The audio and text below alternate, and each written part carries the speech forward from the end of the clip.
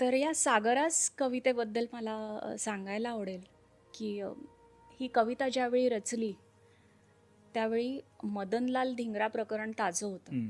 आणि त्या प्रकरणामुळे सावरकर खूप अस्वस्थ होते. कारण त्यांना कोणत्याही क्षणी अटक झाली असती. हो.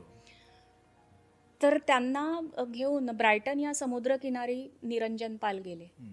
निरंजन पाल म्हणजे बिपिनचंद्र पाल यांचे चिरंजीव. हो. तर त्यांनी ही आठवण सांगितली आहे, की मी आजवर अनेक देशभक्त पाहिले, हं.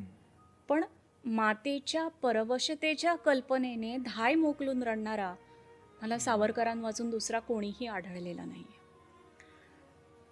त्या समुद्रकिनाऱ्यावर अनेक जोडपी आली होती आणि युगुलं होती बसलेली. तेव्हा सावरकरांना स्वतःच्याही कुटुंबाची आठवण होते. हं. आणि तेव्हा ते लिहितात, की ती आम्रवृक्ष वत्सलता रे, नवकुसुमयुता त्या सुलता रे, तो बाल गुलाबही आता रे, फुलबाग मला हाय पारखा झाला. म्हणजे काय तर आम्रवृक्षाप्रमाणे स्वतः उन्हात उभं राहून आम्हाला वत्सल अशी सावली देणारे बाबाराव सावरकर हो. म्हणजे मोठे बंधू. या सावलीमध्ये वाढणाऱ्या दोन वेली हं. म्हणजे येसूवहिनी आणि माई सावरकर म्हणजे सावरकरांच्या पत्नी आणि बालगुलाब म्हणजे बाळ सावरकर धाकटे बंधू.